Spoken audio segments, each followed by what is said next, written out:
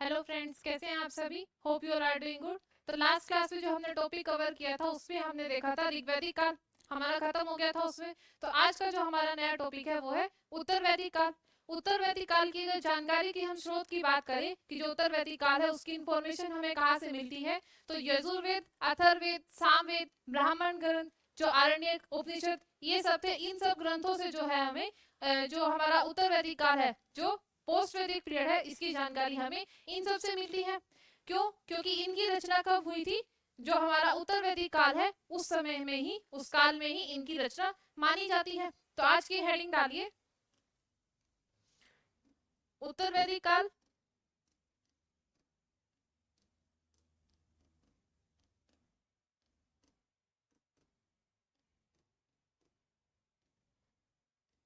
उत्तर वैदिक काल के टाइम पीरियड की अगर हम बात करें तो 1000 बीसी से 600 बीसी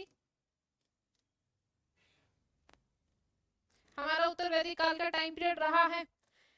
अब उत्तर वैदिक काल का फर्स्ट पॉइंट लिखिए कि इस काल में, फर्स्ट पॉइंट क्या आ जाएगा, इस काल में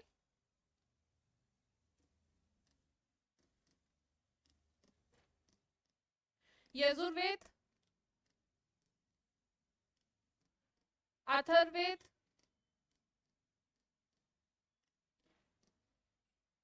सामवेद के साथ साथ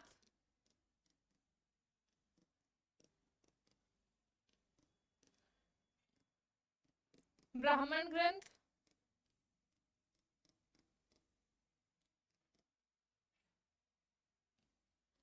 आरण्यक और उपनिषद की रचना मानी जाती है।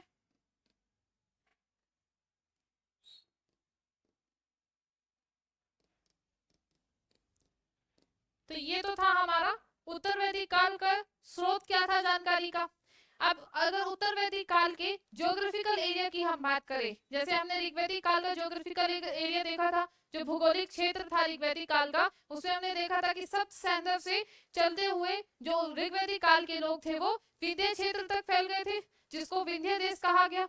इसी तरीके से अगर हम उत्तर वैदिक काल के ज्योग्राफिकल एरिया की बात करें, जो भूगोलिक क्षेत्र रहा है उत्तर वैदिक काल का, वो कहां से कहां तक फैला। तो अगली हेडिंग डालिए, उत्तर वैदिक काल का भौगोलिक क्षेत्र। नेक्स्ट हेडिंग क्या है हमारी, भौगोलिक क्षेत्र, जो ज्योग्राफिकल एरिया है।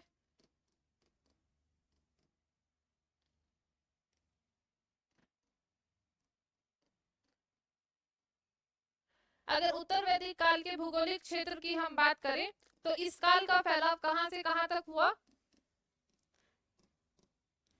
इस काल का फैलाव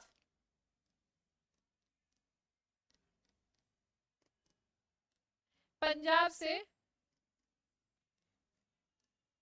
कुरुक्षेत्र,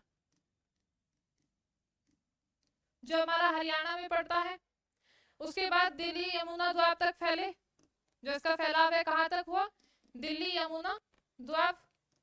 द्वाब किसे बोलते हैं, दो नदियों के बीच का जो क्षेत्र होता है उसको क्या बोलते हैं, दोआब। और दिल्ली यमुना के दोआब से चलकर जो इसका फैलाव है, जो हमारा बिहार था, बिहार के सदा नीला नदी तक, जिसको गंडक नदी बोलते हैं। तो यमुना से कहां तक हुआ, बिहार में सदा नीला नदी तक,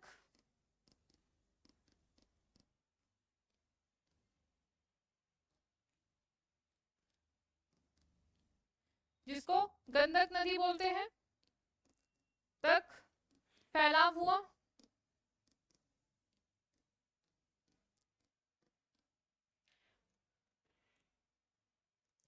तो जो एक्सटेंड है एरिया का, वो कहां से कहां तक हुआ, पंजाब से बिहार तक।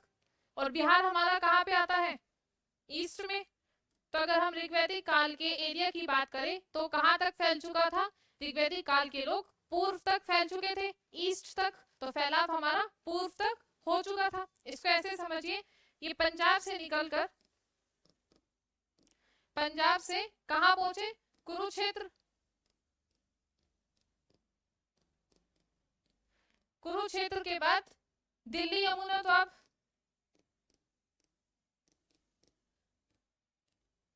दिल्ली यमुना द्वाब, और दिल्ली यमुना द्वाब के बाद बिहार में सदा नीला नदी तक।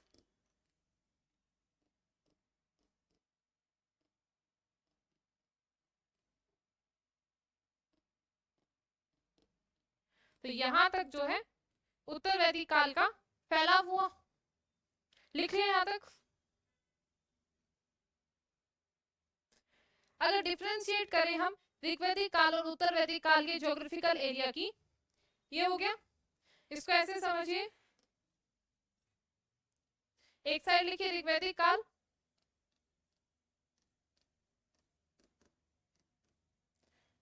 ऋग्वैदिक काल, और एक साइड उत्तर वैदिक काल।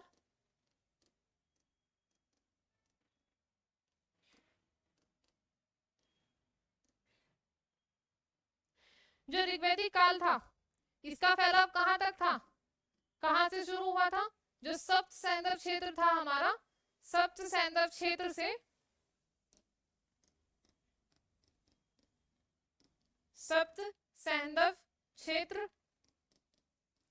से फैलाव कहां तक हुआ? विंध्य क्षेत्र, जिसको क्या कहा गया? मध्य देश। तो ऋग्वैदिक काल का फैलाव कहां तक हुआ? विंध्य क्षेत्र तक हुआ।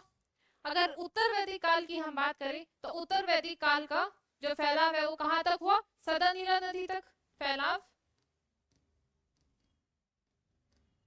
सदा नीला नदी तक हुआ। अर्थात फैलाव कहां तक हो गया था?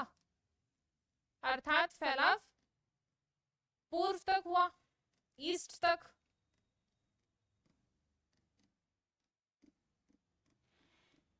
अब जो ऋग्वैदिक काल के जो लोग थे उनका फैलाव कहां तक हुआ था? विंध्य क्षेत्र तक हुआ था। ये लोग विंध्य जो पर्वत था उससे परिचित नहीं थे। जबकि अगर उत्तर वैदिक काल की हम बात करें तो इनका फैलाव विंध्य पर्वत तक हुआ। इनका फैलाव कहां तक हुआ? विंध्य पर्वत तक। और ऋग्वैदिक काल का सिर्फ विंध्य क्षेत्र तक हुआ था। अब विंध्य पर्वत तक फैलाव हुआ तो इसका मतलब ये लोग विंध्य पर्वत से परिचित हो गए। जबकि अगर ऋग्वैदिक काल की बात करें तो जो ऋग्वैदिक काल के लोग थे वो विंध्य पर्वत से परिचित नहीं थे। ऋग्वैदिक काल के लोग हिमालय से परिचित थे, हिमालय से परिचित। और उत्तर वैदिक काल की अगर बात करें तो ये विंध्य पर्वत से परिचित।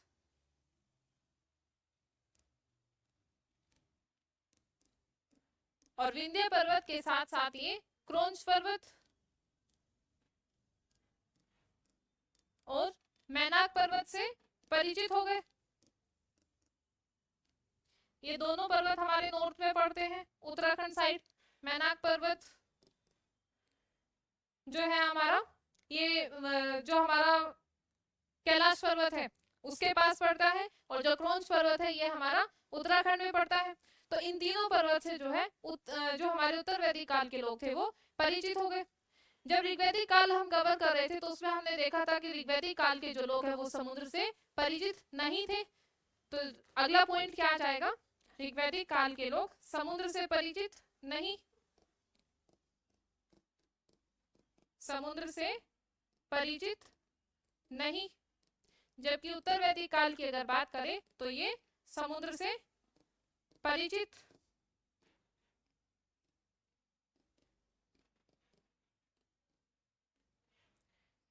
पूर्व तक फैलाव हो गया था, और ईस्ट में हमारा बिहार और वेस्ट बंगाल के नीचे क्या है हमारा साइड में? समुद्र है। तो ये लोग समुद्र से परिचित हो चुके थे।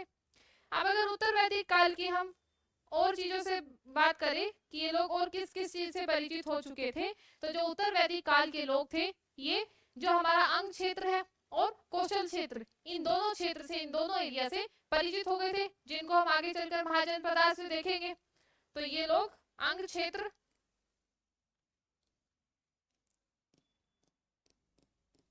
अंग कौशल क्षेत्र से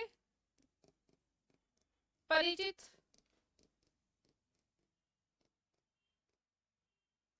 और इनके अलावा अगर हम बात करें तो उत्तर वैदिक काल में कुछ नए वंश बने। तो अगला पॉइंट क्या हो जाएगा, कुछ नए वंश बने। और नए वंश की अगर बात करें तो जैसे हमने जब 10 राजू देखा था, उसमें हमने देखा था जो भरत और पुरु वंश था, इन दोनों से मिलकर क्या बना था, कुरु वंश। तो पहला क्या आ गया, भरत और पुरु वंश से मिलकर क्या बना, कुरु वंश बना।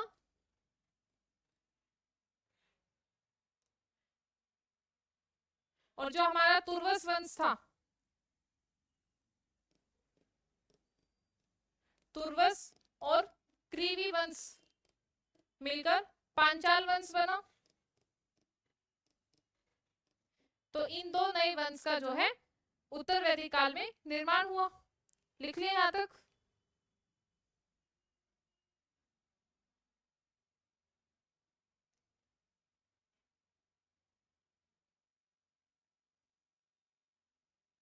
तो ये तो था हमारा जो उत्तर वैदिक काल था उसका ज्योग्राफिकल एरिया। अब अगर उत्तर वैदिक काल के समाज की बात करें, सोसाइटी की, कि जो उत्तर वैदिक काल था उसका समाज कैसा था, तो ऋग्वैदिक काल में हमने देखा था कि ऋग्वैदिक काल का समाज कैसा था, पितृसत्तात्मक, पैट्रियार्कल था। उसी तरीके से उत्तर वैदिक काल का जो समाज था हमारा वो भी पैट्रियार्कल था, पितृसत्तात्मक था। और यहाँ पर भी अभी भी जो परिवार था वो कैसा था, संयुक्त परिवार था, जैसे ऋग्वेद में हमने देखा था। तो अगली हेडिंग डालिए, उत्तर वैदिक काल का समाज। उत्तर वैदिक काल का समाज, सोसाइटी ऑफ लेटर वैदिक पीरियड।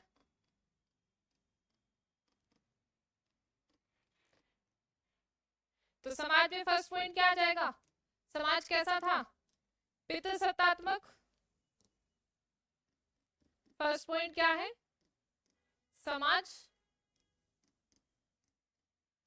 पितृसत्तात्मक था।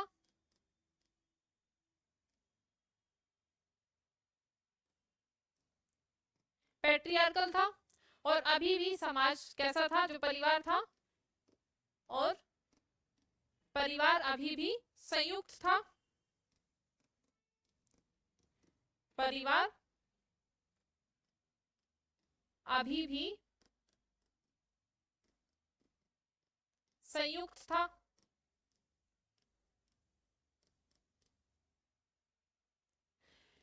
जो हमने 4 वर्ण देखे थे ऋग्वैदिक काल में, जो हमें पुरुष सूक्त से जिसका डिस्क्रिप्शन मिलता है, जो 4 वर्ण थे ऋग्वैदिक काल में, अगर उत्तर वैदिक काल की हम बात करें तो उन 4 वर्णों का विकास हो गया था।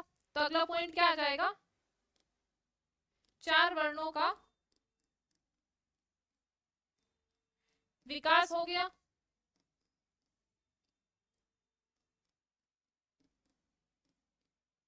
अर्थात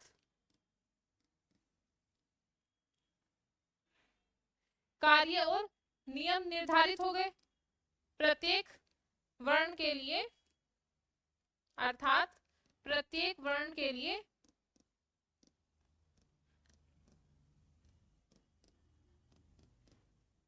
कार्य और नियम निर्धारित हो गए।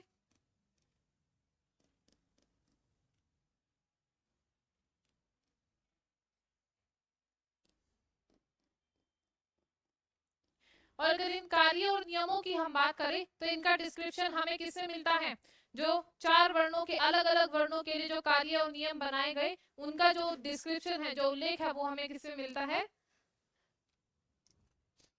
जो डिस्क्रिप्शन है वो हमें जो हमारा यजुर्वेद, सामवेद और सामवेद नहीं, यजुर्वेद, अथर्ववेद और ब्राह्मण ग्रंथ जो था, जो शतपथ ब्राह्मण था, उसमें हमें इनका उल्लेख मिलता है। तो अगला पॉइंट क्या आ जाएगा, इनका उल्लेख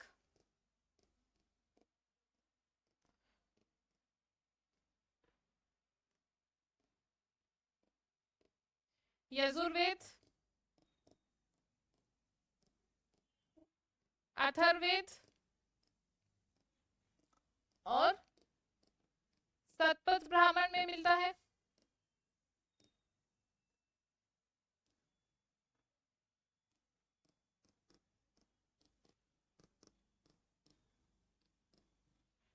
शतपथ ब्राह्मण में मिलता है।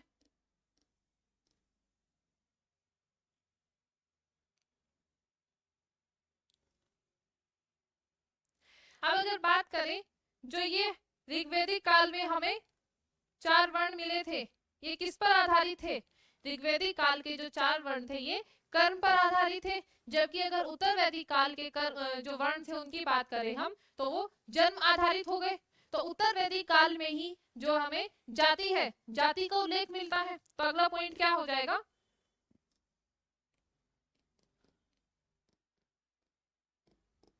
ऋग्वैदिक काल में वर्ण कर्म आधारित थे, जिसका जो व्यवसाय उस आधारित पर वो 4 वर्णों में बटे हुए थे। जबकि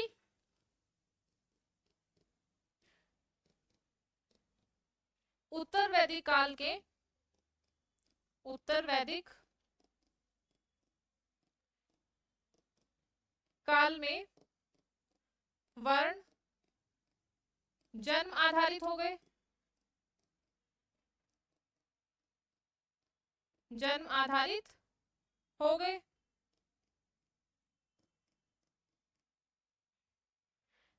और उत्तर वैदिक काल में ही, और उत्तर वैदिक काल में ही हमें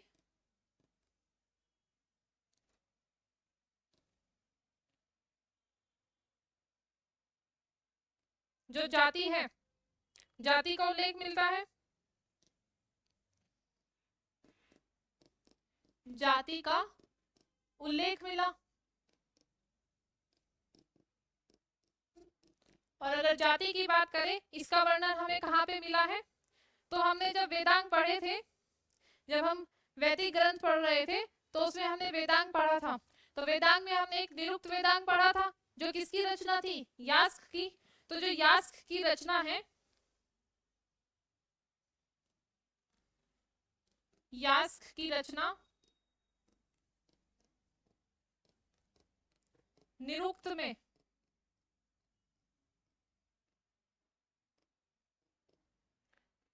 इसका उल्लेख है। जाति का निरुक्त में जाति का उल्लेख है।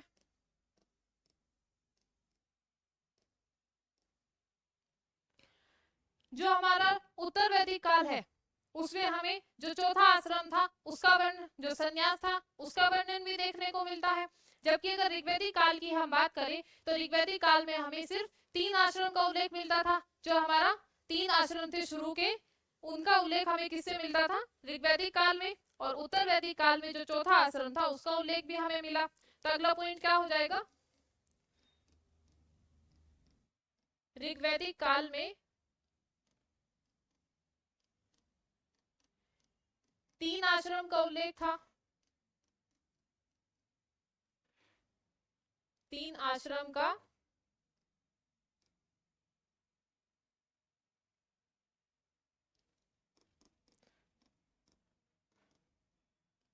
उल्लेख था, जो हमें किसमें मिलता है, छांदोग्य उपनिषद में।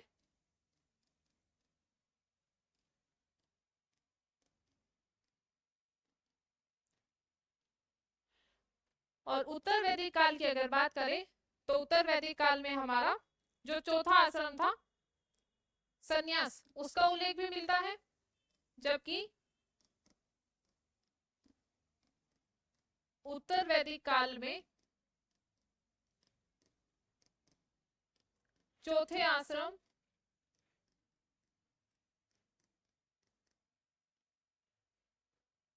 संन्यास का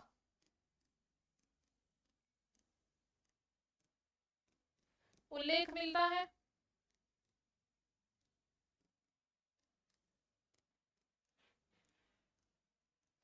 और जो चार आश्रम है हमारे, इन चारों का डिस्क्रिप्शन अगर पूछा जाए किससे मिलता है, तो ये चारों आश्रम का उल्लेख हमें जबालोपनिषद से मिलता है। चारों आश्रम का उपनिषद उल्लेख हमें किससे मिलता है? जबालो उपनिषद।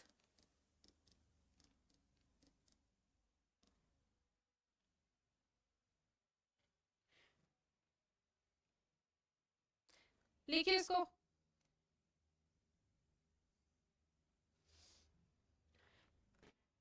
अब अगर जाति की हम बात करें तो जो हमारा ऋग्वैदिक काल था,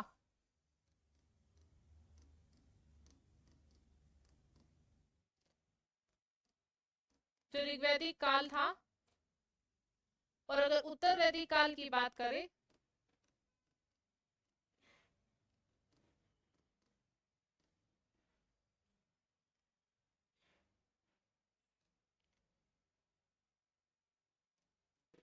ऋग्वैदिक काल में हमें ऋग्वैदिक काल की जानकारी किससे मिली? ऋग्वेद से। और ऋग्वेद में हमने ऋग्वेद के 10वें मंडल में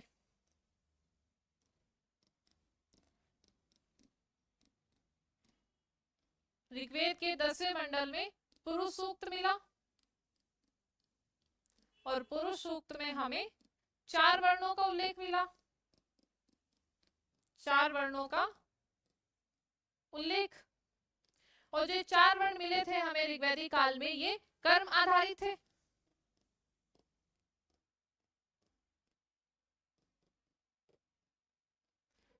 जबकि अगर उत्तर वैदिक काल की हम बात करें तो जो 4 वर्ण थे इनका विकास हो गया। 4 वर्णों का विकास। अब जो 4 वर्ण थे ये जन्म आधारित हो गए।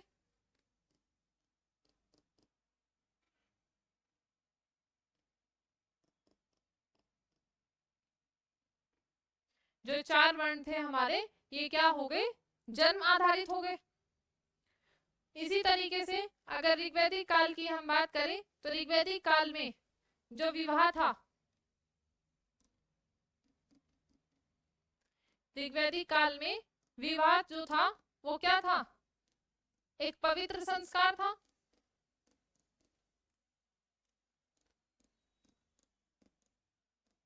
या आप कह सकते हो एक पवित्र संस्था थी। यहां पर विवाह विच्छेद नहीं था।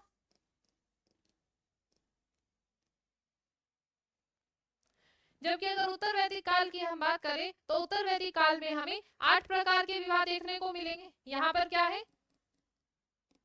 8 प्रकार के विवाह, जिनको हम डिटेल में आगे पढ़ेंगे। इसी तरीके से जो हमारा ऋग्वैदिक काल है, इसमें हमने देखा था गोत्र व्यवस्था, जो हमारा गोत्र था वो नहीं थी। तो ऋग्वैदिक काल में गोत्र नहीं था। ऋग्वैदिक काल की अगर बात करें तो यहां पर गोत्र नहीं था। जबकि उत्तर वैदिक काल की अगर बात करें तो यहां पर गोत्र आ गया।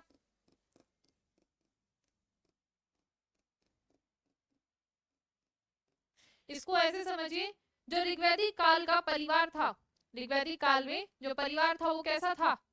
संयुक्त परिवार था, जॉइंट फैमिली थी। ऋग्वैदिक काल का परिवार कैसा था? संयुक्त परिवार, जॉइंट फैमिली। और जो संयुक्त परिवार था ये वृद्ध परिवार था, लार्ज फैमिली। अब जो संयुक्त वृद्ध परिवार था, ये किसी को अपना गुरु मानता रहा होगा। ये किसी को अपना गुरु मानता होगा। किसी को गुरु मानता होगा। जबकि उत्तर वैदिक काल की अगर बात करें तो जो संयुक्त परिवार था वहां पर भी है, लेकिन अब जो लोग हैं वो दूर तक फैल गए हैं। तो लोग दूर दूर तक फैल गए, लोग दूर दूर तक फैल गए, लेकिन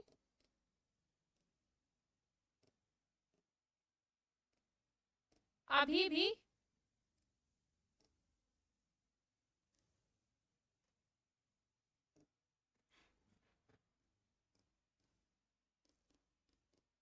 भी गुरु समान था। मतलब जो गुरु इनका पहले था दूर दूर तक जरूर फैल गए हैं, लेकिन गुरु अभी भी इनका वही है। तब लोग दूर दूर तक फैल गए।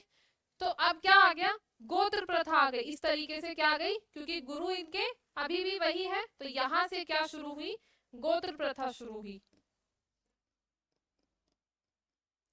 गोत्र प्रथा शुरू। लिख ले यहां तक। अब अगर उत्तर वैदिक काल की हम बात करें तो उत्तर वैदिक काल में पितृ पूजन आ गया, पितरों की पूजा होने लगी। और पितरों की पूजा की अगर बात करें तो उसके लिए पितृपक्ष आ गया, जो हम अभी भी देखते हैं। श्राद्ध का टाइम आता है ना नवरात्रों से पहले, सितंबर के एंड में, तो जो पितृपक्ष होता है हमारा, उसमें क्या करते हैं, जितने भी हमारे पितृ हैं, जो हमारे पूर्वज रहे हैं, उनको हम क्या करते हैं, उनके लिए स्पेशल खाना वगैरह बनता है, उनको भोग लगता है। तो जो पितृपक्ष है वो शुरू हो गया। अगला लिखिए,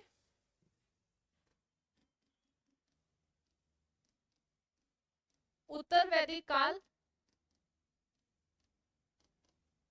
में पितृ पूजा होती थी।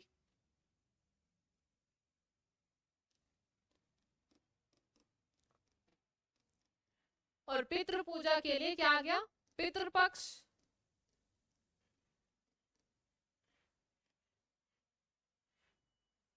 इस काल में हमने देखा जो वर्ण व्यवस्था थी वो कैसी थी, कर्म आधारित ना होकर कैसी हो गई, जन्म आधारित हो गई। तो यहां से क्या आ गई, जाति आ गई।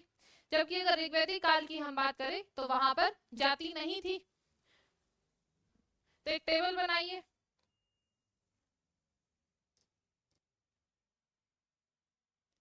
ऋग्वैदिक काल,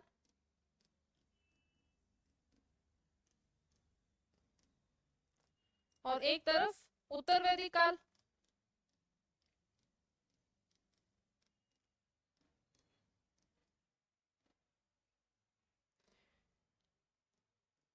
ऋग्वैदिक काल की अगर हम बात करें तो ऋग्वैदिक काल में जाति नहीं थी,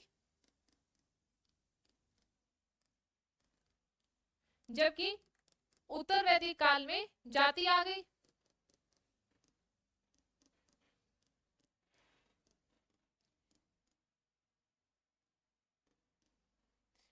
ऋग्वैदिक काल में हमने देखा था सती प्रथा नहीं थी, सती प्रथा नहीं। अगर उत्तर वैदिक काल की बात करें तो यहां पर भी सती प्रथा नहीं है, सती प्रथा नहीं। ऋग्वैदिक काल में बाल विवाह नहीं था,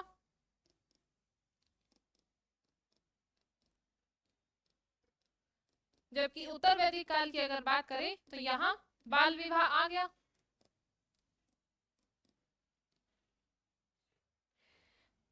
ऋग्वैदिक काल में अगर बात करें तो अछूत की भावना नहीं थी, ऋग्वैदिक काल में अछूत की भावना नहीं थी।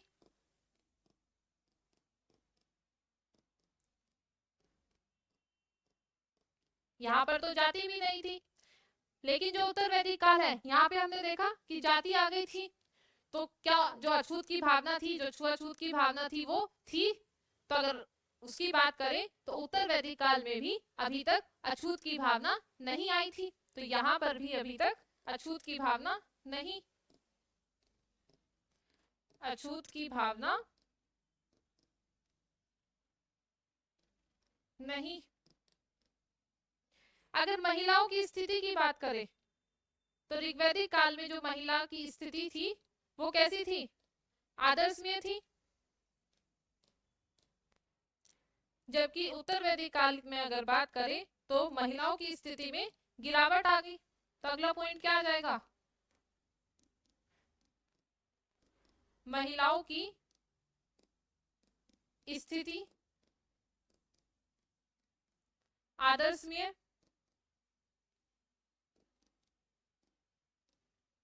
थी और यहां पर महिलाओं की स्थिति में गिरावट, महिलाओं की स्थिति में गिरावट।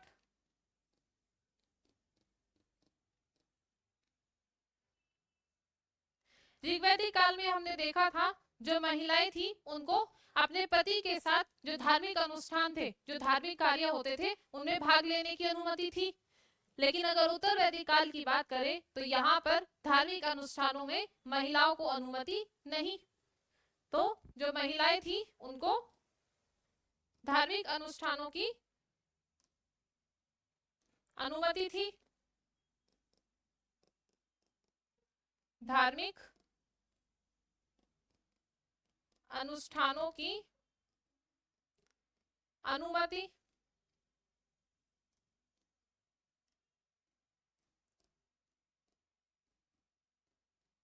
यहां पर बात करें तो अनुमति नहीं।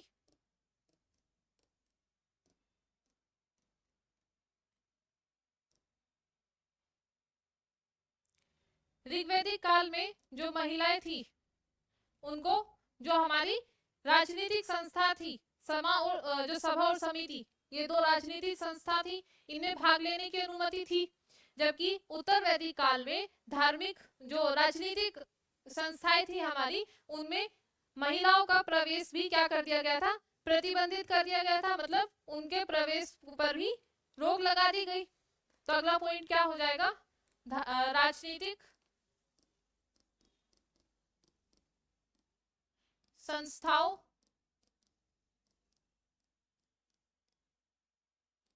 में भाग ले सकती थी या भाग लेती थी। जबकि उत्तर वैदिक काल की बात करें तो यहाँ पर संस्थाओं में प्रवेश वर्जित हो गया। संस्थाओं में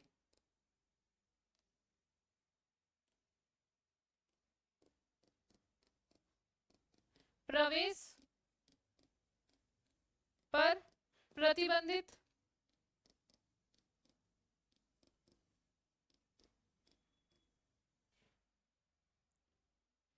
ऋग्वैदिक काल की जो महिलाएं थी उनको उपनयन संस्कार का अधिकार था। जबकि उत्तर वैदिक काल की महिलाओं की बात करें तो इनसे जो उपनयन का संस्कार था उससे भी उसका अधिकार भी जो है छीन लिया गया।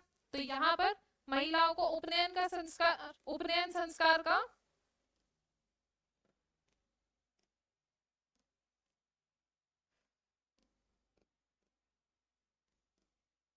उपनयन संस्कार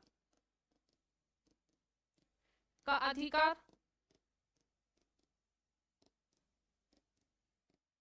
यहाँ पर अधिकार नहीं। तो जिस तरीके से हमने देखा कि जो ऋग्वैदिक काल और उत्तर वैदिक काल में जो महिला की स्थिति थी वो कैसे बदली, क्या क्या उसमें चेंजेस आए। इसके बाद भी अगर हम बात करें तो जो उत्तर वैदिक काल की जो महिलाएं थी उनमें हमें कुछ विदुषी महिलाएं देखने को मिलती हैं। जैसे हमने ऋग्वैदिक काल में विदुषी महिलाएं देखी थी, जो विद्वान महिलाएं थी उनको विदुषी महिला कहा जाता है। तो हमें उत्तर वैदिक काल में भी कुछ विदुषी महिलाएं मिली। लिखिए इसको।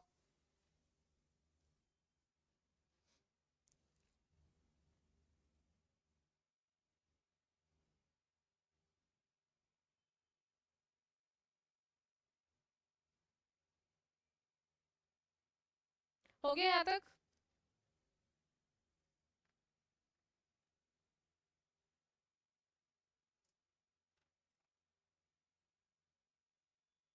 नेक्स्ट लिखिए विदुषी महिलाएं।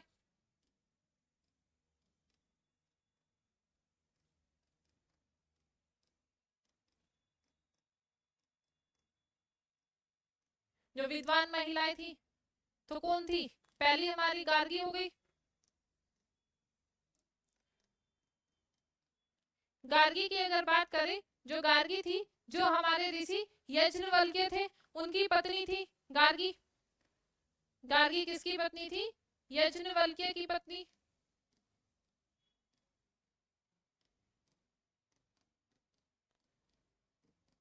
गार्गी के अलावा ग्रहिता,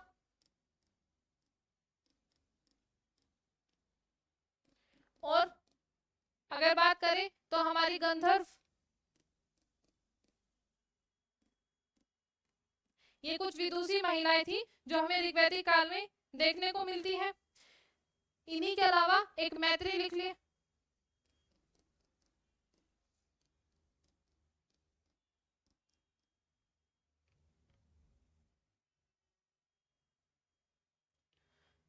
अब अगर बात करें जो ऋग्वैदिक काल था, ऋग्वैदिक काल में उपनयन संस्कार हमने देखा था। जो चारों वर्ण थे उसमें, जो ऋग्वैदिक काल था उसमें उपनयन संस्कार का अधिकार था। लेकिन अगर उत्तर वैदिक काल की हम बात करें, उत्तर वैदिक काल में जो हमारा तीन शुरू के ब्राह्मण, क्षत्रिय और वैश्य, सिर्फ इन वर्णों को उपनयन संस्कार का अधिकार दिया गया। जो शूद्र थे उनको उपनयन संस्कार से वंचित कर दिया गया। तो इसीलिए जो ब्राह्मण, क्षत्रिय और वैश्य थे इनको द्विज कहा गया। तो अगला पॉइंट लिखिए।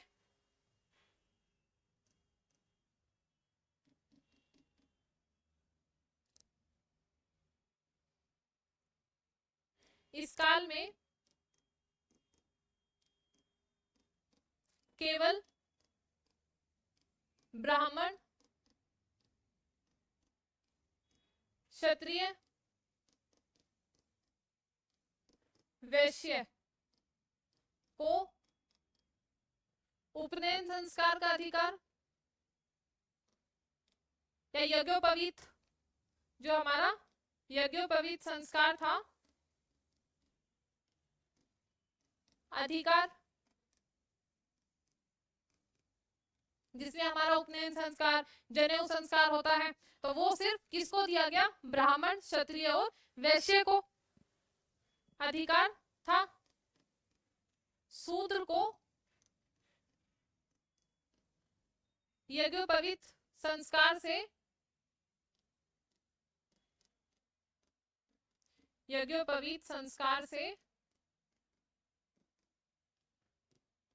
वंचित कर दिया गया।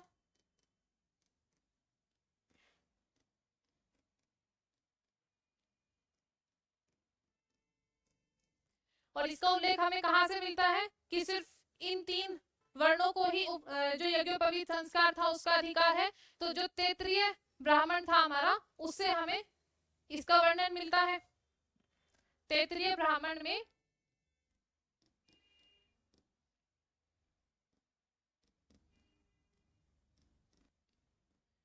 इसका वर्णन है।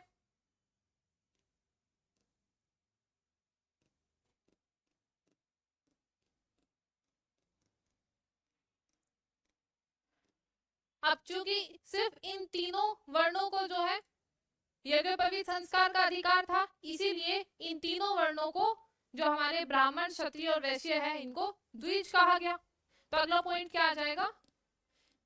इसलिए ब्राह्मण, क्षत्रिय,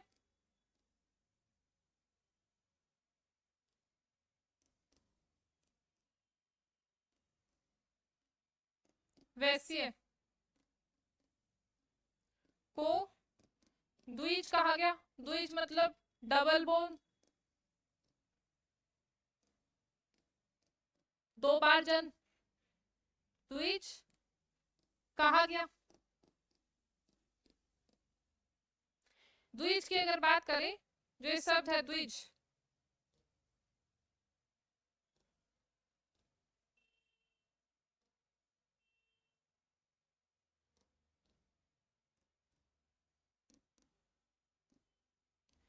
द्विज का मतलब क्या है? 2 बार जन्म। अब ये 2 बार जन्म कैसे? अगर 2 बार जन्म की बात करें तो एक बार तो जो प्राकृतिक जन्म होता है हमारा, एक जन्म कैसा? प्राकृतिक जन्म। और दूसरा जो जन्म जो है इन तीनों वर्णों का कब हुआ? जब इनका यज्ञोपवीत संस्कार होता है, जिसमें जनेऊ धारण होता है, भिक्षा होता है। तो उस सब के बाद, उस सारे जो हमारे संस्कार हैं, उन संस्कारों के बाद दूसरी बार जो है इनका जन्म माना गया, जिससे जो हमारा शूद्र था उसको वंचित रखा गया। तो दूसरा जन्म क्या है हमारा? यज्ञोपवीत संस्कार के बाद। यज्ञोपवीत संस्कार के बाद का जन्म।